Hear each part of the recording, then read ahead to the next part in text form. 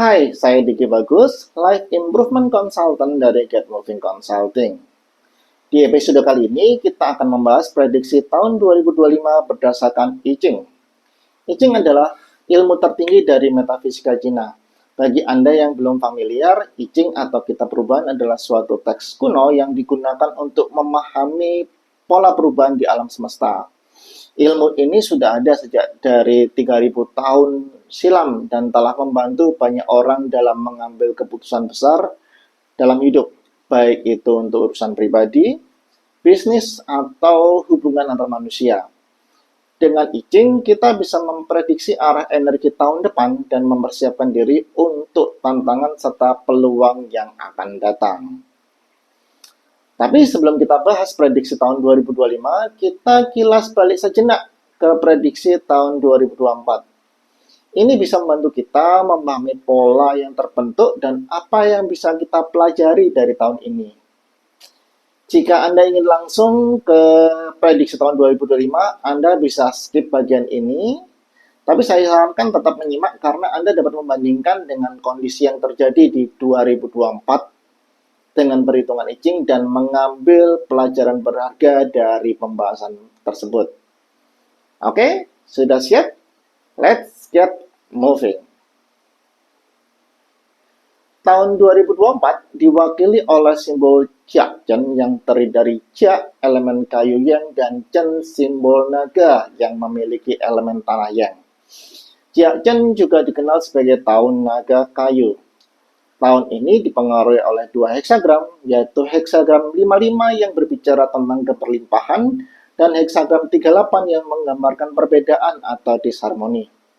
Mari kita bedah satu per satu.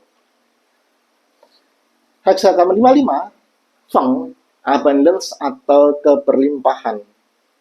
Heksagram 55 terdiri dari dua trigram, yaitu trigram atas Chen yang berarti gemuruh, dan trigram bawah Li yang berarti api.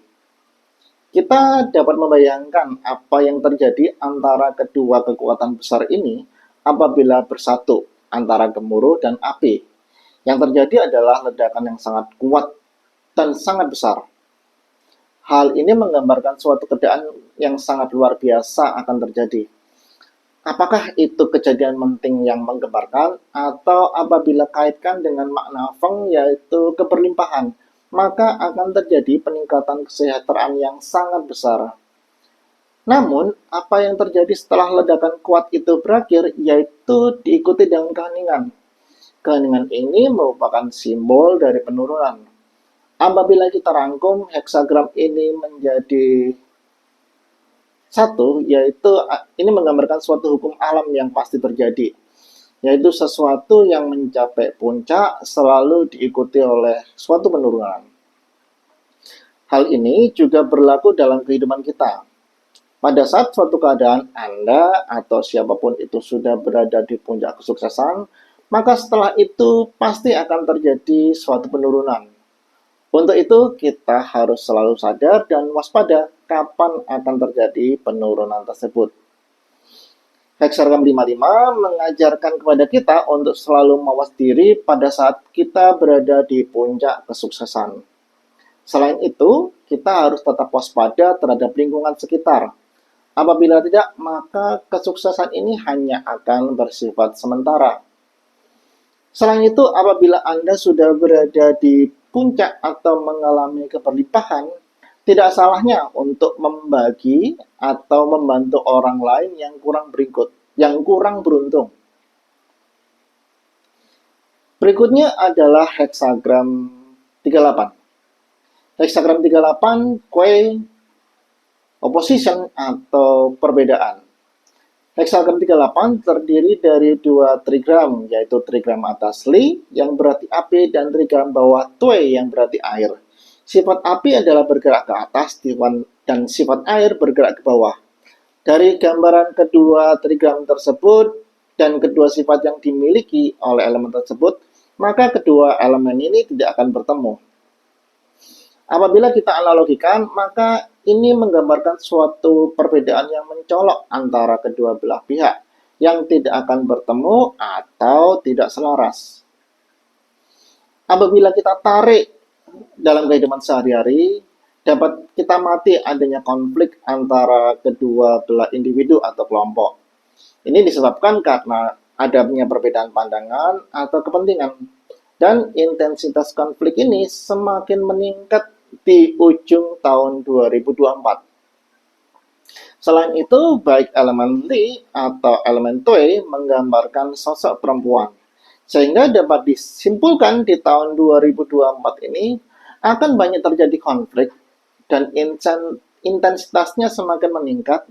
Yang menjadi tokoh konflik ini adalah sosok perempuan. Lalu apa yang dapat dilakukan untuk mengatasi konflik ini? Hexagram 38 menyarankan untuk tidak gegabah, berdiskusi lebih lanjut antara kedua belah pihak untuk saat ini, dan untuk saat ini tidak berusaha untuk menyelesaikan masalah-masalah besar dulu. Selesaikan masalah-masalah kecil terlebih dahulu.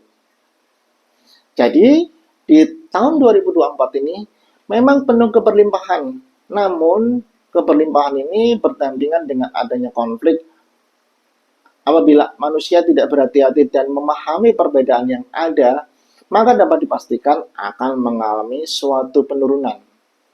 Sebaliknya, apabila manusia itu sudah menyadari keberlimpahan itu dan mau berbagi dengan sesama, serta dapat mengatasi adanya perbedaan atau konflik yang terjadi, maka kita dapat melewati tahun 2024 yang tinggal beberapa bulan ini dengan baik.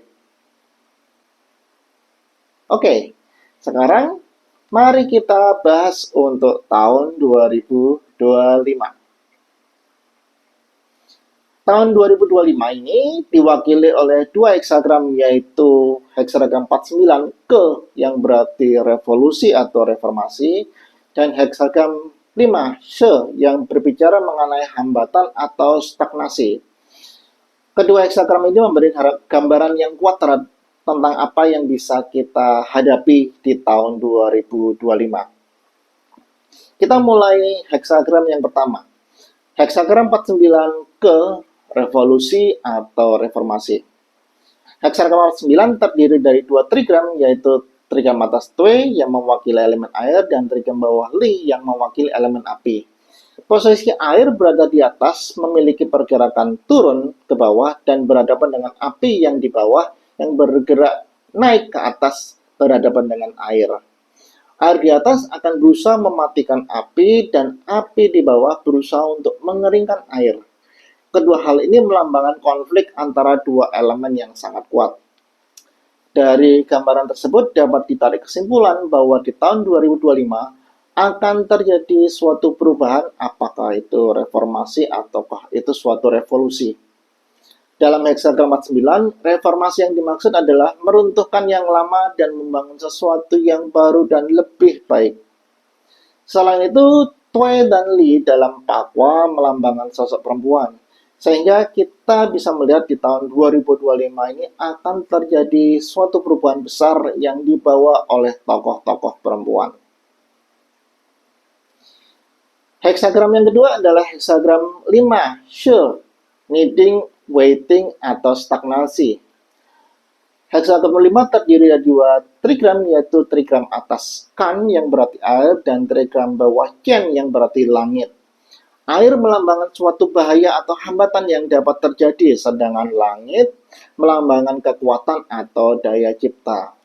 Apabila kita gabungkan kedua trigram tersebut, ini akan menceritakan suatu kondisi di mana semua usaha sudah dilakukan seoptimal mungkin dan yang dilakukan selanjutnya adalah menunggu.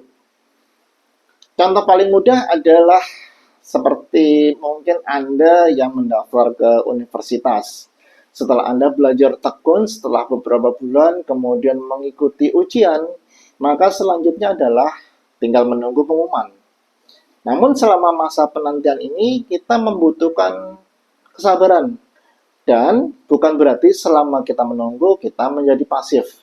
Kita harus tetap menjaga semangat, percaya diri, dan siap menghadapi tantangan yang mungkin datang.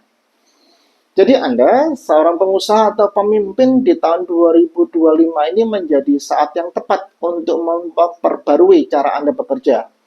Reformasi akan membawa tantangan, namun juga peluang besar untuk suatu pertumbuhan. Pastikan Anda bersikap dengan baik dan memiliki strategi yang solid. Sebagai contoh, dalam kasus nyata kita bisa lihat perubahan besar dalam dunia teknologi. Seperti Netflix yang mampu beradaptasi dengan perubahan pasar digital, berhasil mendominasi industri hiburan, sementara yang tidak mengikuti perubahan seperti Blockbuster harus tutup. Ini adalah kekuatan reformasi yang dilakukan secara bijak.